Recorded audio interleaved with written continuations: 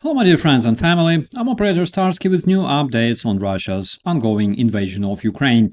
This week, Ukrainian defenders kept delivering very educational lessons to the Russian invaders and to their oil addiction. We had strikes on a key missile electronic plant in Bryansk, attack on Russian oil infrastructure in Krasnodar region, pressure on gas infrastructure tied to Turk Stream, and then just today, and also over the weekend, one of the biggest attempted drone visits to Moscow in at least a year.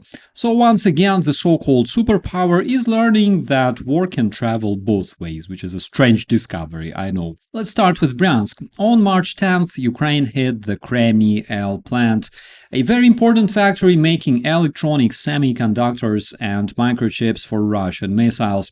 This strike has been filmed massively, and strange thing about it is that it seems that every single missile launched at this plant has reached the target. The Russians in the social media sort of carefully asked their authorities where was the air defense, and immediately got called traitors and received plenty of insults from Russia's top propagandist Solovyov for even asking this stuff. I mean, of course, who are those slaves to ask their Tsar why didn't their air defense protect the plant? The answer is, of course, because the Russian air defense, which by the way becomes thinner and thinner, is mostly protecting the Kremlin, Putin's palace in Valdai, and his precious remaining oil refineries. According to Ukrainian sources, the strike caused significant damage, which, by the way, dramatically reduced Russian missile production because this plant's production was crucial for key Russian missile components. And naturally, the Kremlin began screaming about terrorism because in Russia, every military factory is apparently a peaceful flower shop until it's exploding. And then on March 11th and 12th, more trouble arrived for the Russian fuel and gas circus in the south. Gazprom said aerial strikes hit facilities linked to Turk Stream and Blue Stream, including the Ruskaya pumping station, while Sochi officials complained about unprecedented drone pressure for more than 24 hours. And on March 12th, a Ukrainian security source said drones hit the Tikhoretsk oil pumping station. Again, that's an oil pumping station located in the Krasnodar region. And that hub is important because it feeds petroleum products towards Novorossiysk and also supplies the Tuapse refinery. After that, on March 14th, Ukrainian drones struck an oil refinery and port in Krasnodar region. And then came the cherry on the imperial cake. By March 16th, Russian officials said about 250 Ukrainian drones were intercepted on approach to Moscow over the previous 2 days, which is some of the biggest attacks on the terror Russian capital in at least a year. No matter how much the Kremlin says that nothing changed, there is nothing to worry about, dear citizens, when they keep thanking their air defense every 5 minutes, literally praying for their health, lighting candles because they protect Kremlin instead of tiny towns like Bryansk. Now switching to the front lines, where the most active and important pressure points remain in the east. Russian invaders recently made gains in the Konstantinivka-Drushkivka tactical area, and they also continue pressing near Pokrovsk, but at the same time, Ukrainian defenders were assessed to have advanced near Slovyansk, in Konstantinivka itself, and earlier near Kupiansk and in western Zaporizhia. So the line is still very complicated, but the so-called unstoppable Russian momentum is also still a joke. One more important point here: since the last week, it was confirmed that Ukrainian forces have pushed 10 to 20 kilometers deep on two axes in Dnipropetrovsk Oblast and liberated more than 400 square kilometers of Ukrainian territory. So for viewers asking, is the front line collapsing? No, my dear friends, the front line remains difficult, but the Russian spring push clearly doesn't look well. Even President Zelensky said Ukraine's military believes that Russian spring offensive has already failed to achieve what Moscow wanted by this stage. At the same time, the Russian terrorists are still using massive air attacks against Ukraine, Ukrainian civilians, and infrastructure.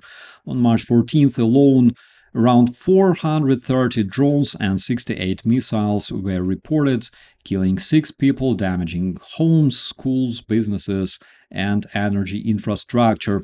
And they also left consumers in 6 regions of Ukraine without electricity. And while Ukraine is making the invaders sweat inside Russia, the enemy is still trying to terrorize Ukrainian civilians at home. That part, unfortunately, hasn't changed.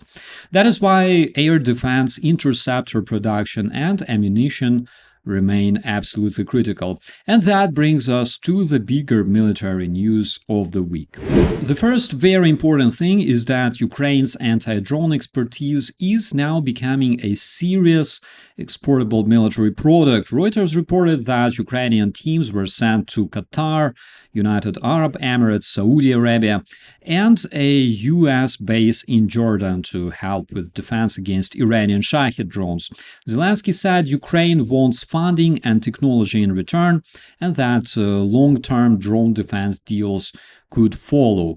This is huge because it means that after years of surviving under drone terror, Ukraine is now teaching others how to survive it too. According to media, President Zelensky warned that Gulf states had used more advanced air defense missiles in just a few days of this attack than Ukraine received from Washington in 4 years, and that the Middle East war could deepen Ukraine's shortage of air defense weapons. Also, it was already reported that Israel is interested in Ukraine's interceptor drones.